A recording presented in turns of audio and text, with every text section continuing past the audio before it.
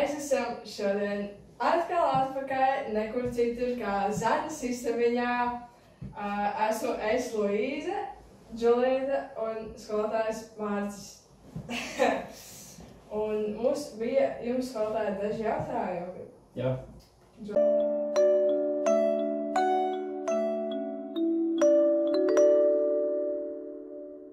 Kāds ir jūsu uzskats par jauniešu lomu politiskajā dzīvē un lēmumu pieņemšanā? Jā, es domāju, jauniešiem pavisam noteikti ir jāpiedalās, jāiesaistās lēmumu pieņemšanā. Es domāju, tas jau sākās dažādos līmeņos. Pirmkārt, vajadzētu arī sākt ar to, ka mēs jaunieši sākumā iesaistam, vai tas ir skolas pašpārvaldē, tad tālāk, jau novadu līmenī, reģionu līmenī, tur Kurzemes līmenī, tālāk valsts līmenī. Pavisam noteikti tas ir svarīgi, bet otrs arī, kas ir jāņem vērā, manuprāt, kad jaunieši ir jāizglīto par politiskiem lēmumiem, par politiskiem procesiem, lai, nav tā, ka jaunieši atrodas kaut kādā mītu varā, kad politika ir viennozīmīgi netīrs process. Tas, protams, reizēm tā var gadīties, bet tas tā nevienmēr ir. Tā kā jā, jaunieši ir jāiesaist, visam noteikti, tā ir mūsu nākotne. Tā ir. Es domāju, ka tā noteikti varētu būt, jo mēs jau veidojam Tieši tā. Mūsu Eiropas Savienību, mēs esam tā daļa tagad no tās. Man bija vēl viens jautājums. Kādi faktori, jūsuprāt, veicina jauniešu iesaistīšanos politiskajās aktivitātēs? Jā, būs grūti varbūt pateikt uzreiz tieši kādās politiskajās aktivitātēs un kas tieši varētu veicināt, bet es domāju, ka varētu veicināt tas, kad ir pirmkārt dažādi interesanti projekti, kuros ir vērtīgi iesaistīties. Pirmkārt jau, ja ir kaut kādas, vērtīgi braucieni, piemēram, pieredzes apmaiņu uz ārzemēm, tepat uz citām Eiropas Savienības dalībvalstīm. Tas varētu būt viennozīmīgi tas, kas varētu veicināt iesaisti, paskatīties citu valstu pieredzi, atkal paņemt no citiem varbūt to labāko vai tieši pretēji varbūt ieraudzīt, kur citur ir mīnus, lai saprastu, ka patiesībā pie mums nemaz nav tik traki. Un, aizbraucot uz citām valstīm, tad arī, pārnest to labāko, ko mēs varam piemērot varbūt tiem apstākļiem, kas ir derīgi mums. Tā kā es domāju, tie varētu būt kaut kādi, interesanti braucieni, kas varētu veicināt. Un tam līdzīgi jau tieši šobrīd, kā jaunieši ar politikā iesaistīties, protams, var ir dažādas politiskās partijas, kur ir jauniešu nodaļas. Katrs var savām vērtībām, uzskatiem atrast piemērotāko partiju, iesaistīties jauniešu nodaļās. Tā kā jā.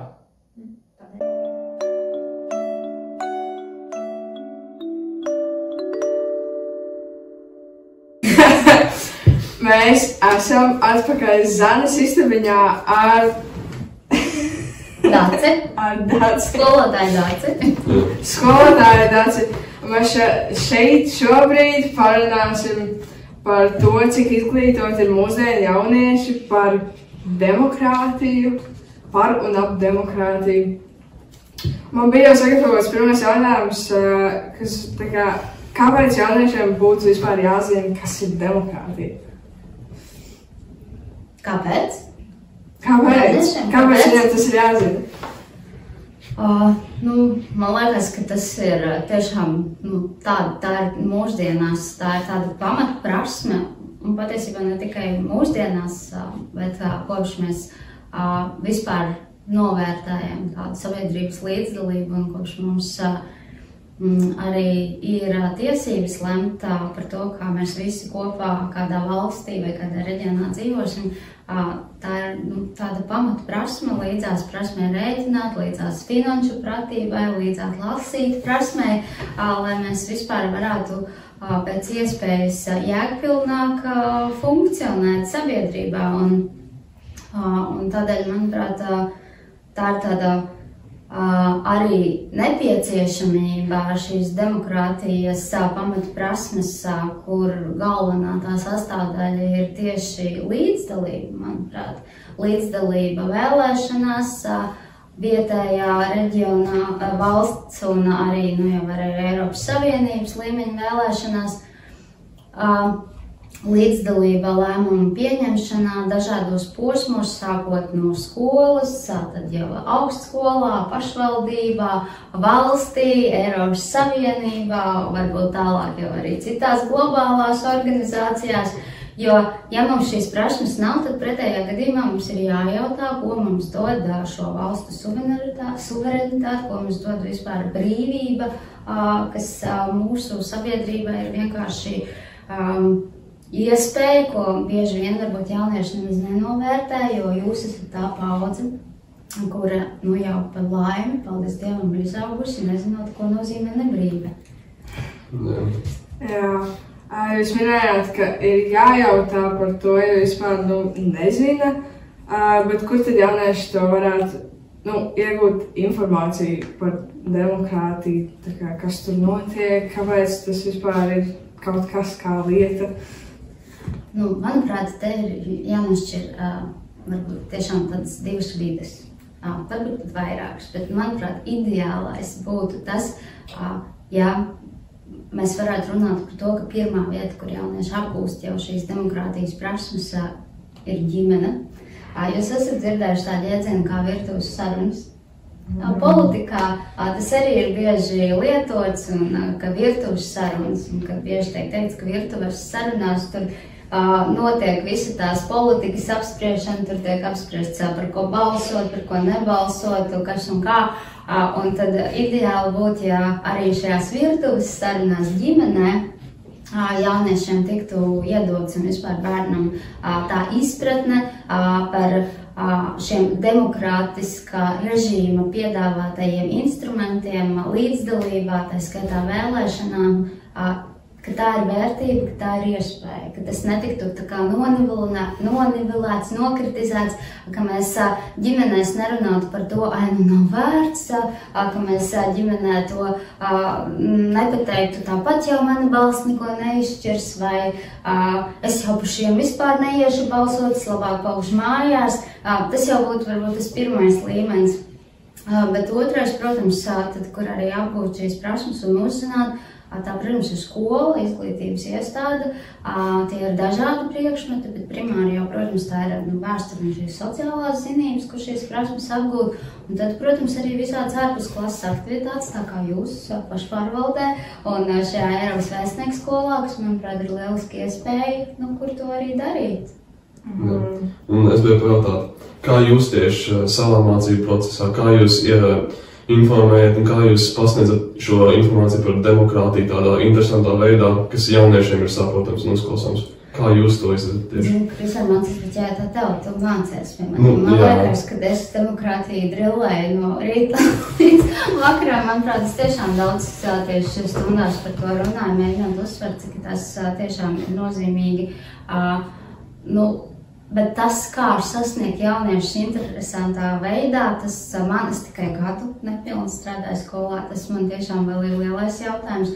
Jo piekritīsiet, jūs arī esat ļoti dažāda auditorija, un tā realitāte, manuprāt, ir tāda, ka daļa no jauniešiem, man liekas, tu vari tur uz galvas stāvēt, vai darīt jau ko klases priekšā, viņas tas neinteresēs un viss.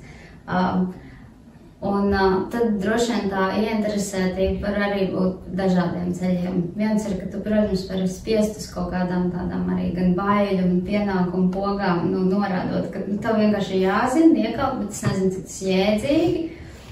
Un otrais tad vienkārši rādīt un mēģināt izspēlēt dažādas tās situācijas ar praktiskiem piemēriem, atspoguļot arī no kaut kādas varbūt ikdienas pieredzes, no ikdienas dzīves uz Latvijas piemēriem.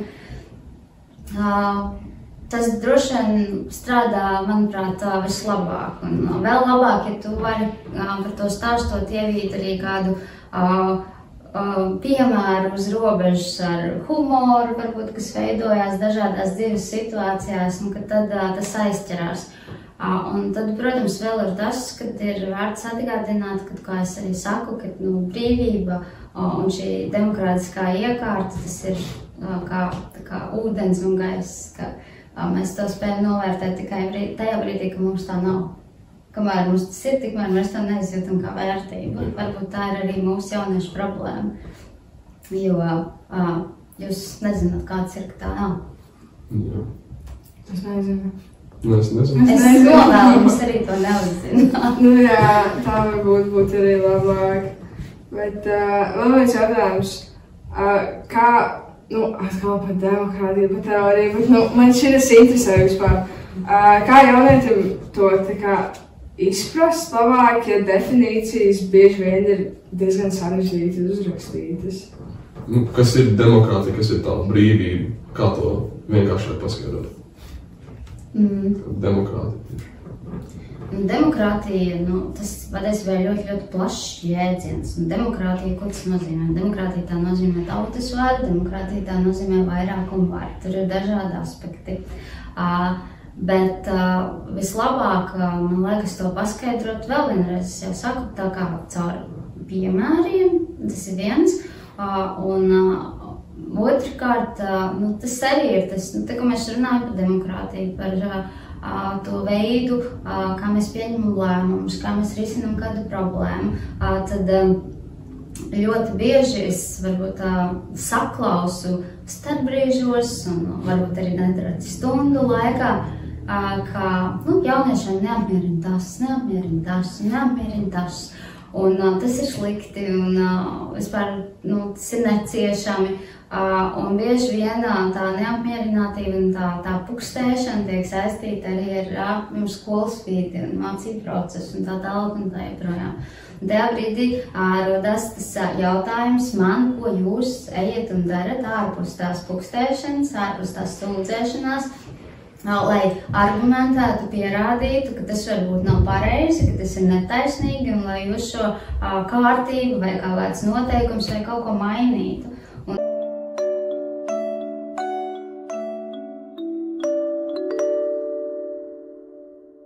Mēs esam vēlreiz atpakaļ, vēl joprojām Zanas istabiņā. Tieši vairs citās vietās. Jā, samainījāmies. Un šobrīd būs ātrie jautājumi. Jā, būs jācenšas atbildēt, cik ātri vienmēr. Jā, tad arī. Šausmas. Jā, tad gatavi? Jā, kas ir cits atbildēt. Jā. Kurā pusē krūzītē ir rosa? Tas tā kā labajā. Vai var paraudāt zem ūdens? Nē. Kas ir starp dienu un nakti? Pusnakts. Kas runā visās valodās? Internets. Kas ir skaistākā vieta Kuldīgā? Mans Roma. Kāds ir 3 lietas, ko jautāt zelta ziedoņiem? Kāpēc man to vajag? Kāpēc leduskapī ir gaismiņa, bet saldētavā nav? Šis ģeniāls jautājums. Tāpēc, ka saldēts produkts nevar apēst pa nakti uzreiz. Cik cāri būtu nepieciešams, lai nogalinātu zironi? 1. Trepas iet uz augšu vai uz leju? Kā vajag? Kas kopīgs visiem skolotājiem?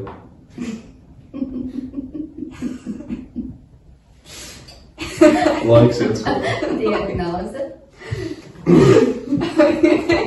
Ir taču teiciens, kad skolotājs tā ir diagnoze. Kāds ir tipisks 21. gadsimta skolnieks? Skolnieks tipisks. Kāpēc man to vajag? Labs jautājums. Ja jūs nebūtu skolotāji, kas jūs būtu? Es būtu aktrise. Kas nāc pirmais, Visto vai Ola? Par to vēl zinātnieks strīdās. Kāda ir filma, kas obligāti jānoskatās? Oppenheimers. No pēdējām.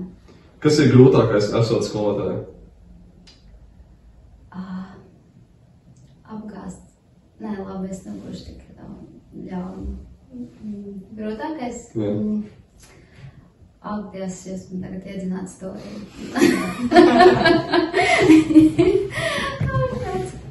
Grūtākais...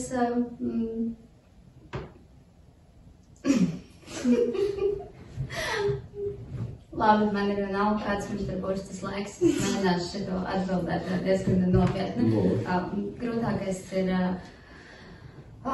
pieņemt to atziņu, ka nekas nav tik stabils kā pārmaiņas. Nopietni, jā. Okay. Iepazīju? es nezinu, man tur tā sistēma tāda sajūta sākumā, bet, būs. Bet ziniet, diezgan labi gāja. Jā. Man balss rakstījās. Diezgan ātris atbildes. Par to pēdējo nerunāsim. Jā, par to pēdējo nerunāsim. Es nebiju gaidījis pretjautājumus. Es godīgi sakot, es apmos. Ziniet, es esmu arī daļai žurnālistiem. Man ļoti nepatīk, ka jautā man patīk jautāt. Mans darbs nebija atbildēt uz jautājumiem, tāpēc es vienkārši turpināju. Tā kā ņemiet par labu.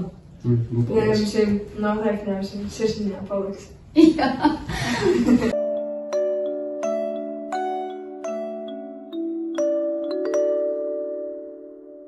Jā, mēs šodien esam šeit sapulcējušies Zadas istabiņā, jeb mūsu tā kā vēstnieku šajā otrajā telpā. Un mēs šodien esam ar tevi, Kristīni, vai es abies, Luīza un Kristers, protams. Mēs esam ar Kristīni. Kristīna, iepazīstini sevi, kas tu esi, ko tu dari? Čau visiem, es esmu Kristīna Grīnberga. Šīs skolas absolvents, es laikam sākšu ar to, par ko esmu ļoti lepna. Man prieks, ka jūs esat šodien uzaicinājuši, tā kā paldies. Šobrīd es studēju starptautiskās attiecības Eiropas studijas, 3. un pēdējā savā studiju gadā, rakstu bakalaura darbu un arī esmu ANO jauniešu delegātu programmā Latvijas un esmu starptautiskās drošības padomniece, tā kā man ir arī logo. Wow! Vai tu teiktu, kā agrāk, skolas laikā, tā kā mūsu vecumā aptuveni, vai tu arī pati iesaistījies, piedalījies visādos tur jauniešiem vairāk organizētos projektos, pasākumos vispār? Tad man jāprast, cik jums ir gadi? Mums ir, pamatskola vidusskola. Ok. Tad cik jums abiem? Man ir 17. Ok. 16. Ok, labi. Jā, es laikam sāku ar mūsu skolas pašpārvaldi. Sākumā es ļoti skeptiski uz to skatījos, es īpaši nesapratu, kas tur notiek, bet vienreiz, kad es iesaistījos, es ļoti aizrāvos. Es sāku ar pasākumu organizēšanu, es atceros, pirmais pasākums man bija Ziemassvētku balve, un tā es lēnām aizrāvos, bet kur es vēl jūsu laikā, es piedalījos gan bija no Latvijas universitātes tās visādi jauno diplomāta līgas un viss kaut kas tam līdzīgs.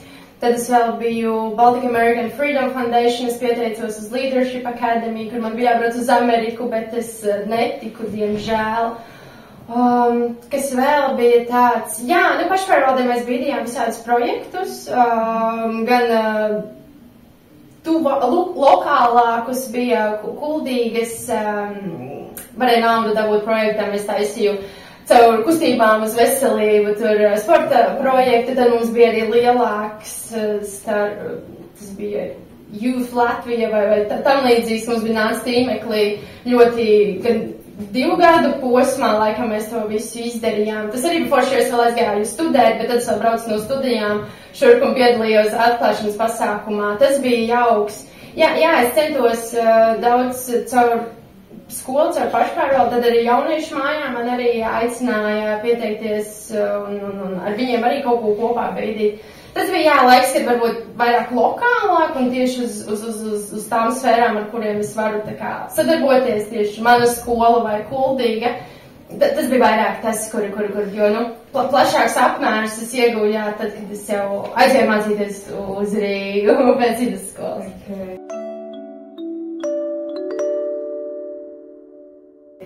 Vai tad vispār to šo visu dzirdot, es saprotu, ka tev diezgan liela pieredze, un tu visu kaut ko esi iesaistījusies, un kaut ko darbojusies, vai tur ir kāds, pasākums, kas tev tā visvairāk palicis atmiņā, tāds mīļākais, kas izceļās?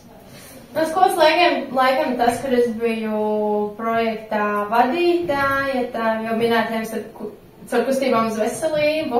Mēs kopā ar pašpārvaldes jauniešiem izstrādājām, tur bija jāapraksta viss, kā tas notiksies, un mums bija darba grupa, bet, būtībā es uzņēmos to prezentēšanu, to iniciatīvas, tās bija jauniešu iniciatīvas prezentēšanu. Tas bija pat Covid laikā, mums bija Zoomā, un es biju šausmīgi satraucies, tad man bija jānoprezentē, tad mums bija jāgaida rezultāti, un tad beidzot jāsāk darīt. Un tad es saku, tā ir pa grupa nāciet, un tad mēs sadalījām, kuri vairāk ir uz vizuāļiem, kuri grib tur griezt visu kaut ko, bet kuri tiešām domās tās aktivitātes. Un tur es sapratu, kas ir tāds līderis, mums arī vispār līderība, ka tu vari darīt kaut vai tos mazos, tos griešanu darbus ar vienu no grupām, bet atkal tev ir jāaiziet malā un tik jāapskatās uz kopējo bildu un jāskatās, ok, šitais mums nestrādā, mums vajag turpināt pie šī, un tas bija tāds jauks. Un tas bija veselā gada ietvaros no projektu prezentēšanas sākumā līdz pašām beigām, jo es prezentēju kaut kādā aprīlī vai maijā, un tikai novembrī es tos gala rezultātus prezentēju, lai gan pasākums bija septembrī.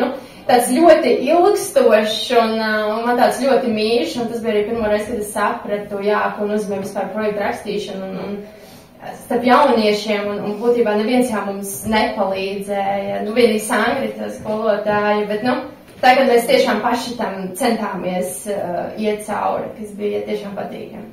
Okay.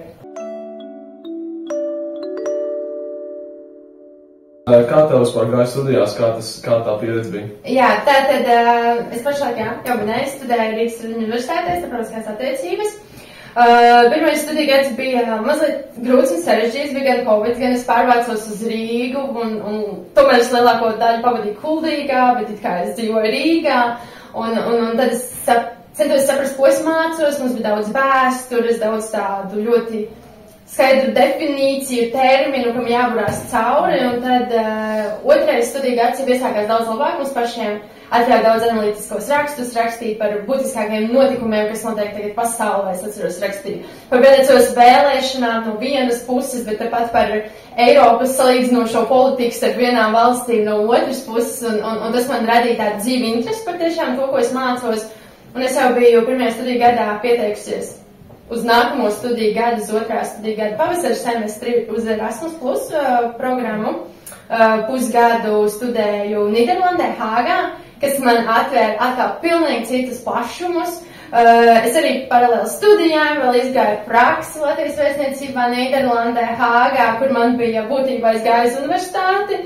Tur pusdienu vai cik man bija, un tad es skrēju uz praksi, un tas bija tik interesanti, jo man bieži saka, ka tas, kas man teikts universitātē, man tas ir reāli jāpielieto praksē vēstniecībā. Un tad tur man saslēdzās tas, kā ir tā miedarbība, kur tas reāli, ko mēs iemācāmies, mums noder dzīvē.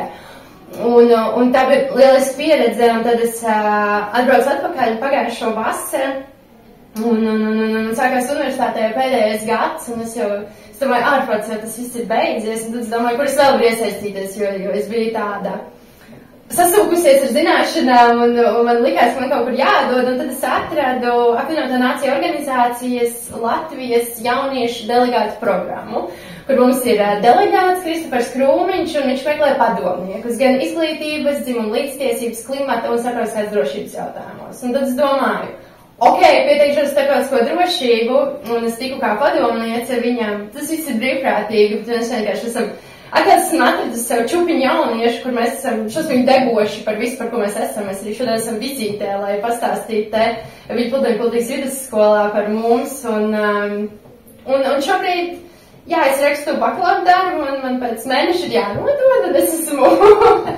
tieši priecīgi satraukusies, bet jā, tāds mans ceļš caur universitātē ir gājis.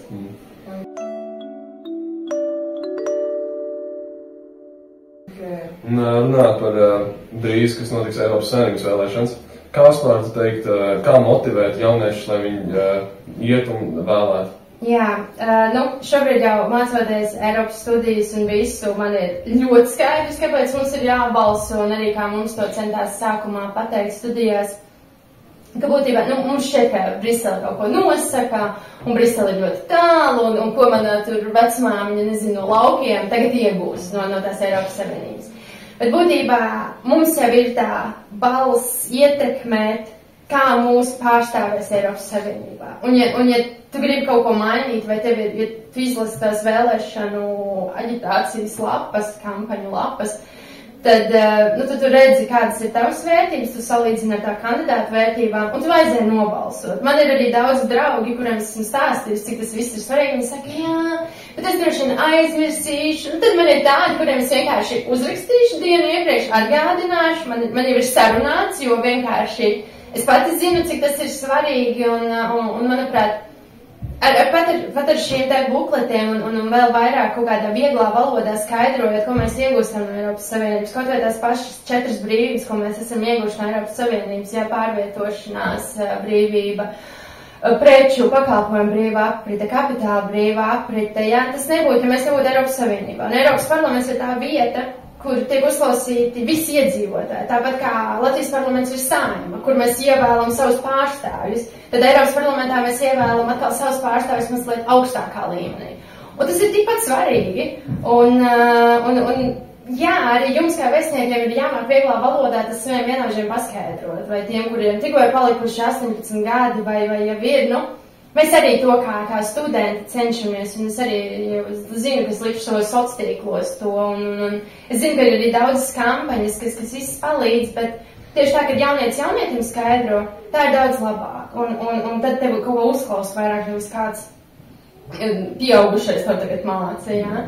Tāpēc man ir savu vecumu cilvēku, kuru esmu sarunājis, ka es atgādināšu nevis par ko jābalso, bet ka ir jābalso, to es uzsvēršu, ka es nevienam nesaku, par ko labāk nē, tu katram ir jāsaprot savas vērtības, un tāpat arī jums 17 gadi, tas jau ir to ar 18, ja, un tā tas ir.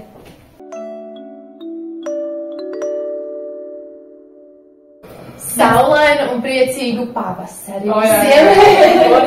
Jā, visiem, pilnīgi visiem. Bet es domāju, ka es no sevis novēlētu tā kā saprast, par kur viņi tiešām grib vēlēt.